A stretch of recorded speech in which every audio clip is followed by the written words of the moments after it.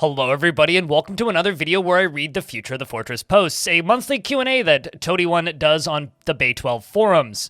If you would like to take part in these Q&As, you can do that via the post link in the description. Simply join the Bay 12 forums, get yourself an account, which might take some time for it to get approved, and then go ask away.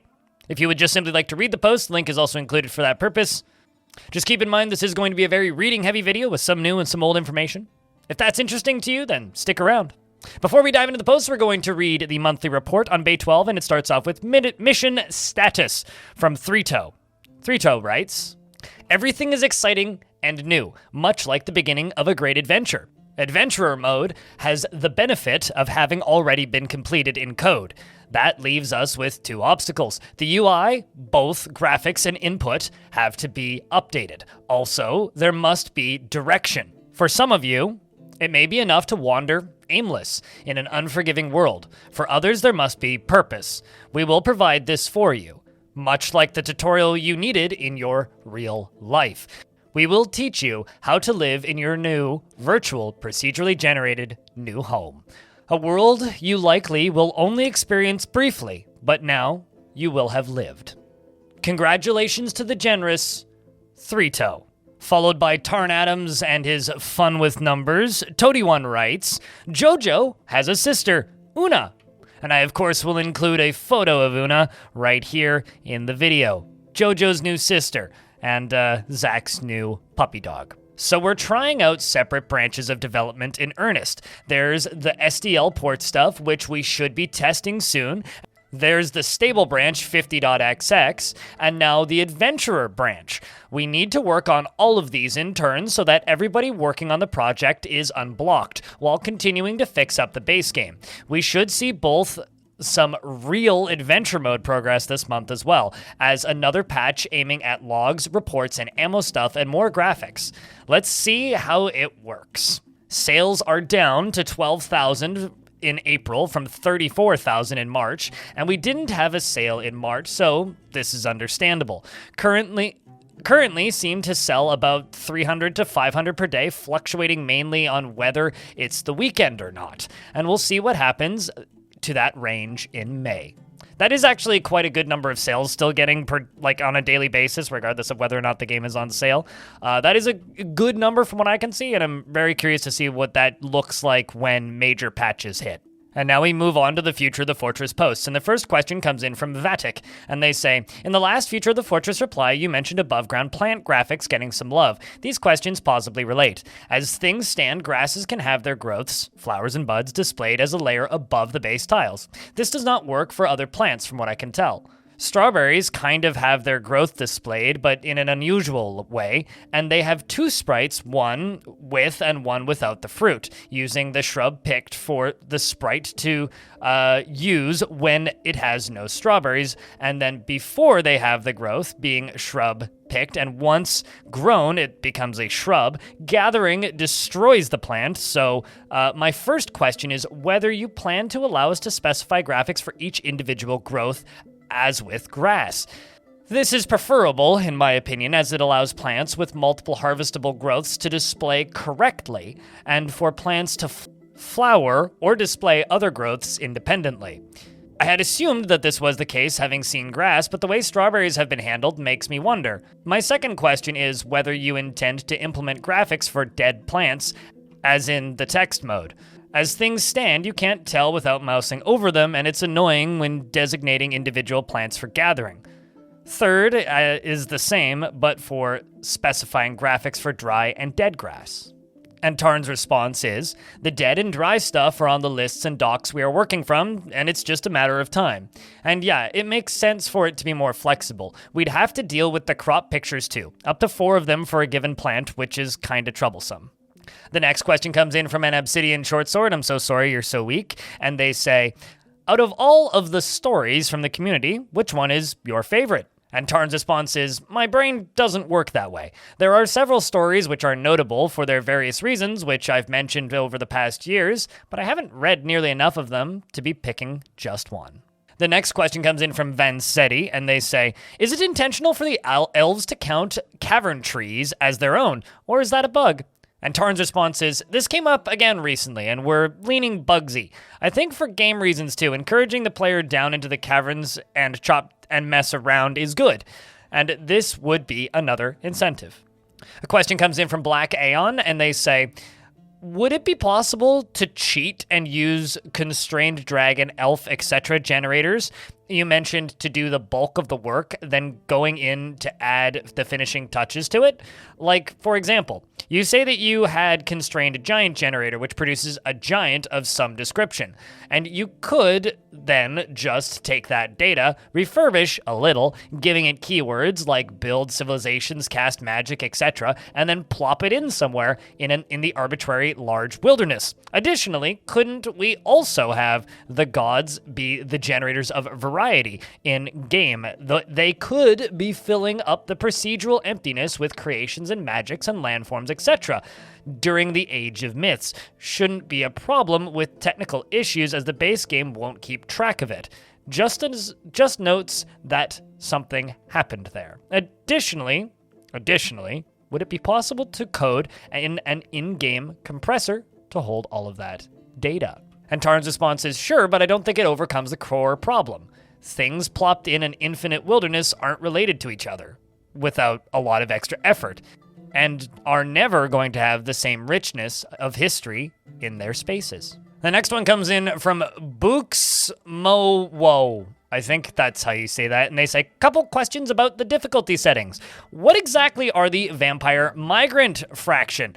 Do I assume that it prevents vampires from coming to your fortress, but where does it factor in, and how many more vampires do you get at the minimum setting of 1 in comparison to the default setting of 100?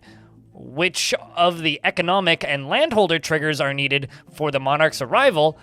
Or is that a completely independent threshold? And I think that you've implemented it before, but just to confirm, are all 3 of the Forgotten Beast sensitivity and Forgotten Beast irritation minimum and Forgotten Beast wealth divisor also being used to control the rate of cavern dweller invasions? And Tarn's response is, for vampires, I think it just rolls a die of that many sides, and on a 1, it tries to find a vampire if available. It looks like you need a rating 5 fortress with a living duke and high enough happiness. There's no control on the cavern dweller invasion rates, it appears. The next question comes in from Judicator. And they say, what are your present thoughts on programming Dwarf Fortress using AI assistants like GitHub Copilot? And Tarn's response is, as expected, I don't have any thoughts about it. I don't know enough, and I'm not an early adopter of anything, as we've seen with version control. Another question comes in from an elf lord, and they say, I understand you have very little way of knowing, but do you believe Myth and Magic will release this decade? Simply curious. And Tarn's response is, well, this depends on what you mean by finished at this point, probably.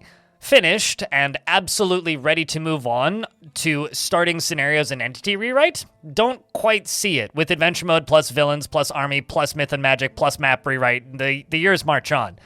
Some core Myth and Magic stuff released before the map rewrite. We flip back and forth since the map rewrite is so cool and necessary, but there's a ton we can do without addressing it.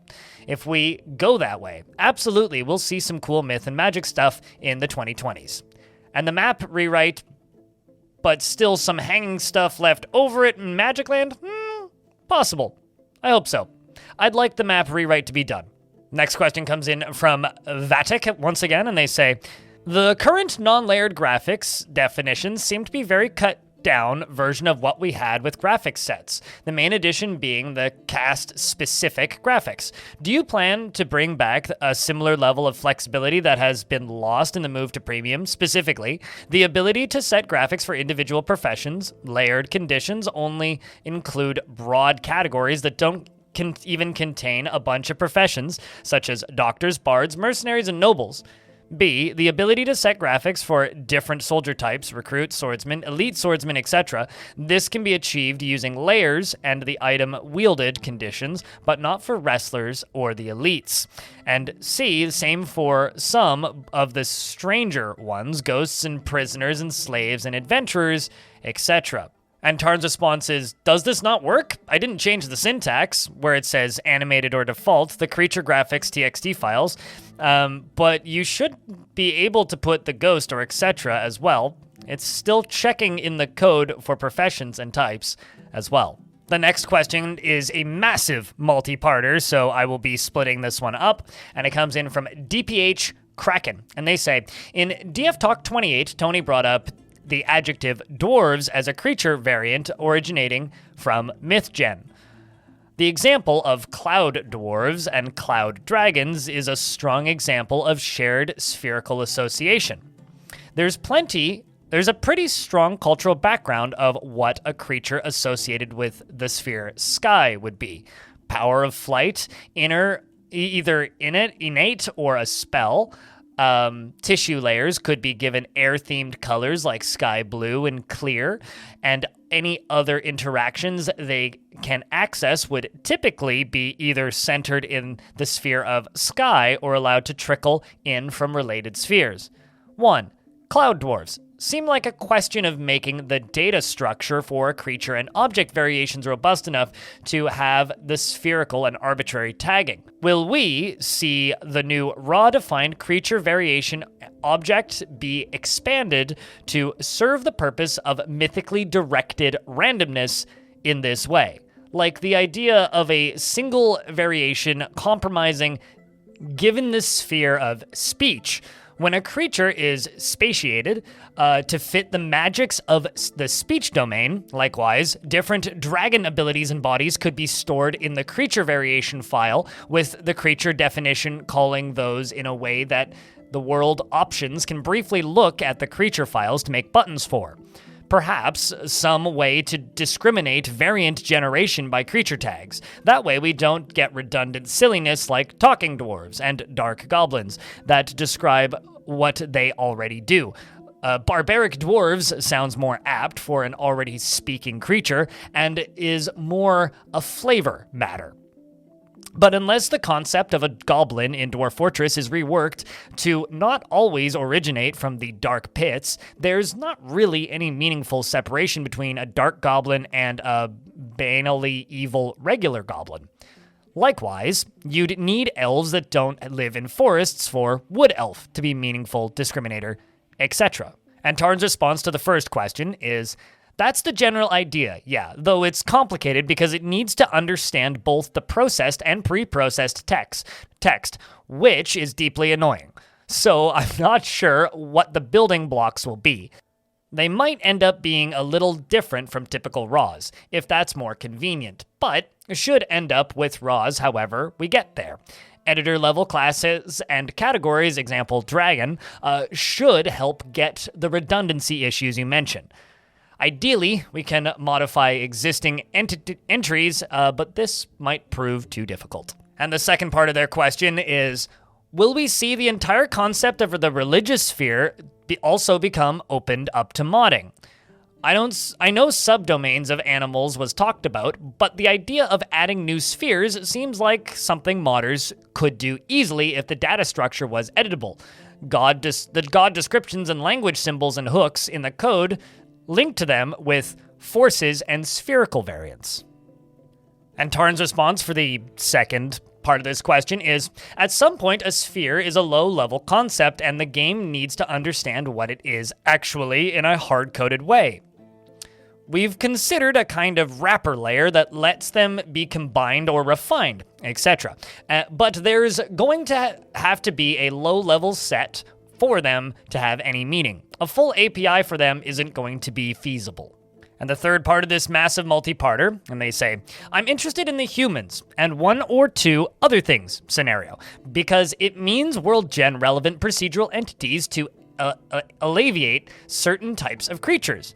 There are plenty of intelligent creatures already with well-defined associations. How might that be reflected when the game gets around to generating an entity definition for them? Stayers love music, and parties and gnomes can go in both really dwarfy, the tinker archetype, and really elfy in the mushroom houses and underground wood forest retreat type. definitions, with the Parasolane, I'm not even going to look up how to pronounce that one, linked to the earth. And an animal people should at least pay lip service to their ecological niche. Diet and biome, primarily.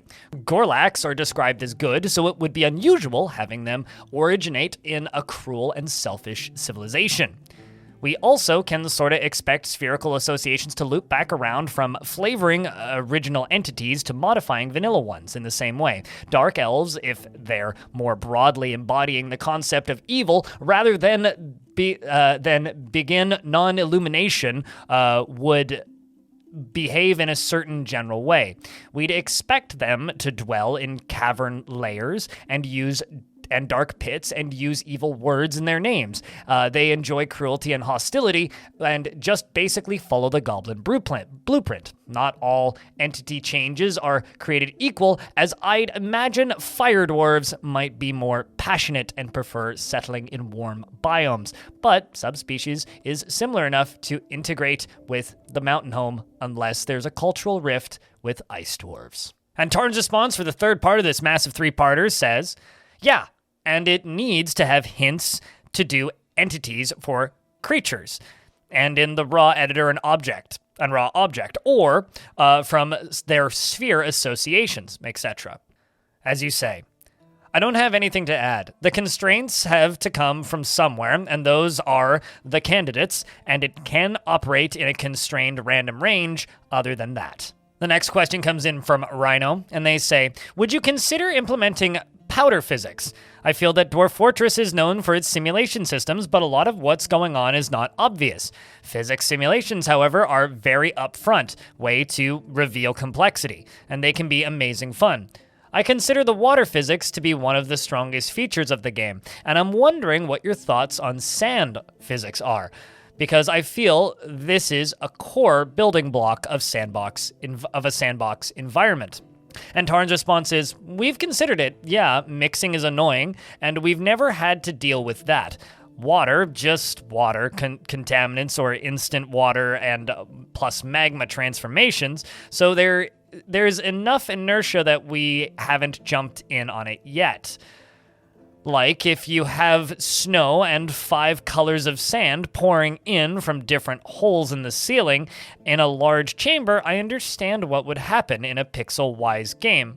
But in our weird environment, I'm not 100% sure. 7 stripy layers interleveled per tile at the pile edges? Like how water is 7 layers? Next question comes in from Sofa Nithel, and they say, on the development page and some DF talks, you've mentioned that you're planning to add ships and other moving fortress parts to the game. My question is, will boats and other vehicles be modular and customizable objects that the player can construct block by block, or rather fixed structures that are simply big blueprints that the player adds resources to until the desired building is finished, like the trade depot, for example?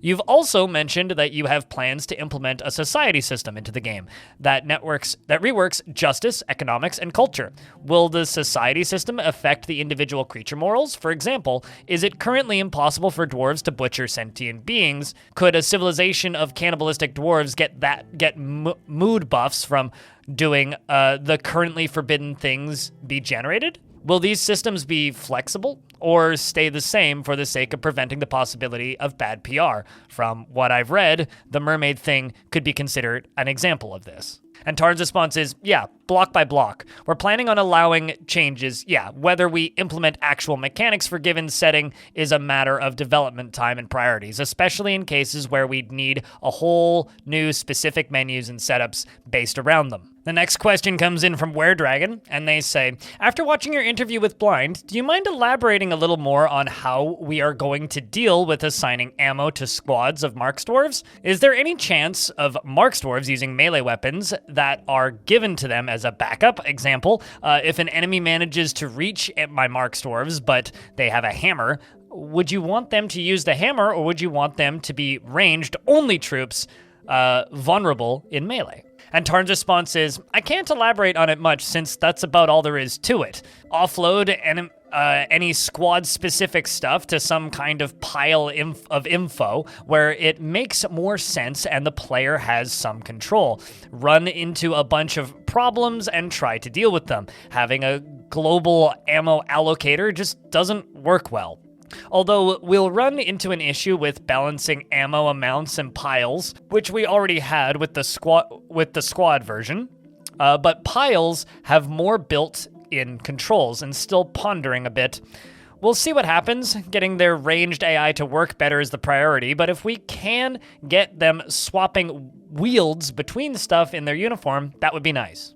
The next question comes in from Urist McSaddist, and they say, are proper gladiatorial fights that don't make the watchers scared and are actually entertaining for them a planned feature? Just how in-depth are you planning to make Magic research?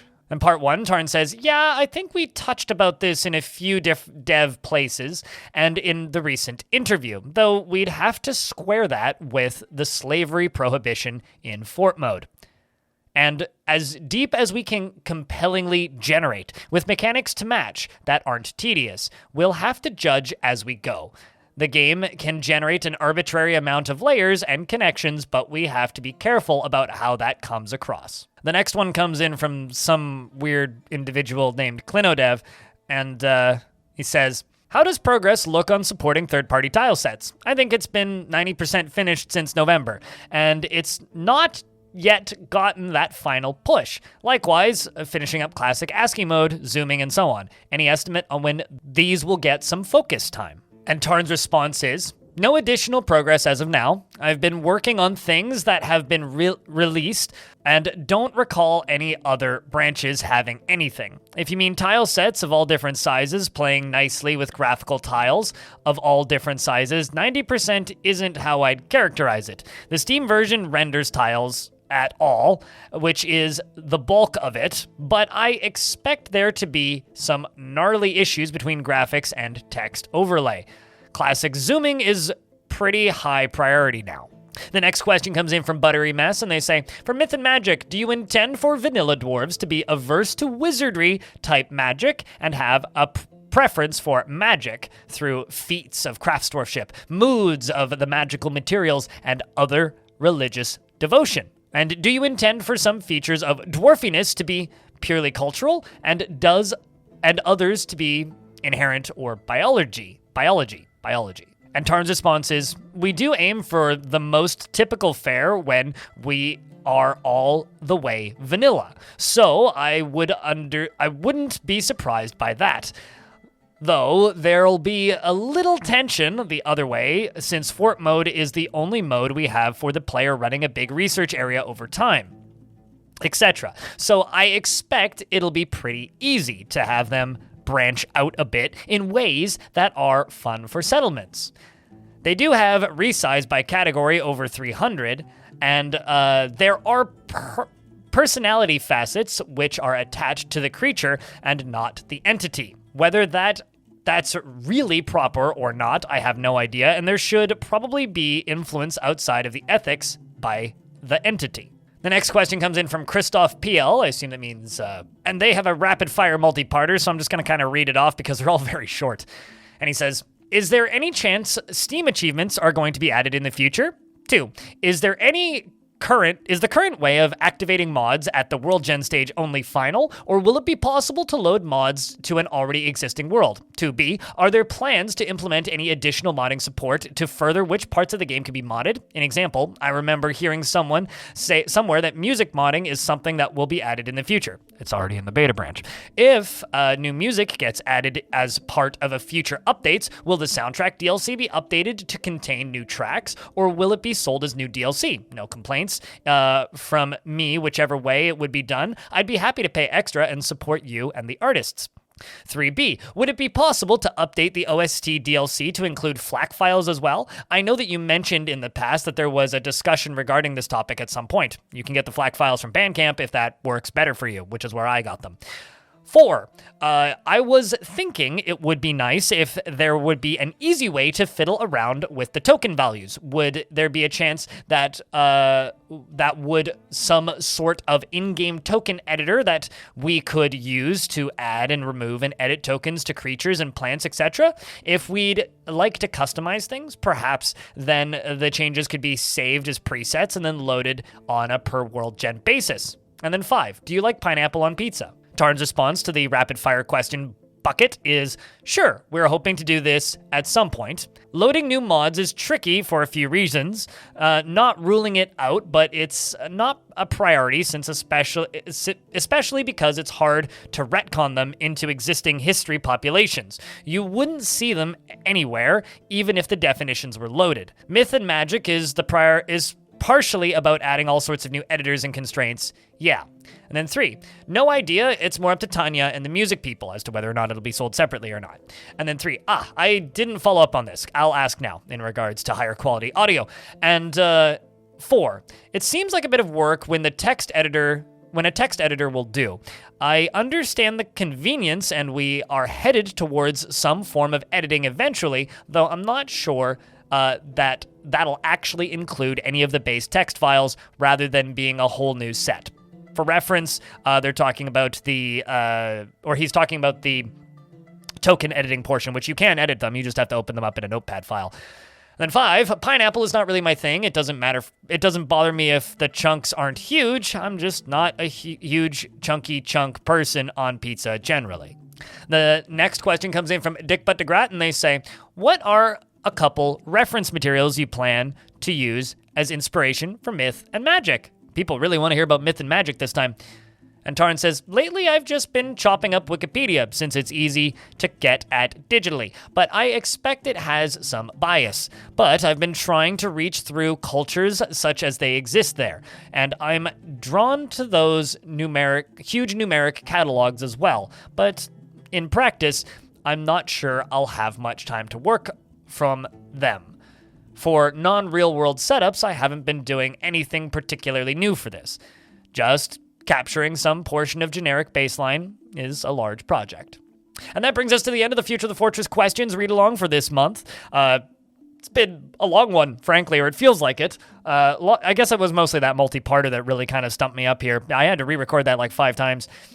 Regardless, I just want to say thank you very much for listening to this video. If you want to see more of these or you missed the previous ones, this is the 23rd one I've done. So there's literally a year and a bit of these in this playlist. So if you want to go back and check those out, feel free. If you want to support this channel and this work I do directly, you can do that via my Patreon. My patrons are on the screen right now, or you could do that via YouTube members, which will also get your name on the screen. And if you would like to support me in other ways, additionally, you can either buy a mug on my merch store or jump over to my Twitch streams and simply say hello. Thank you very much for watching my videos, and I hope to see you in the next one.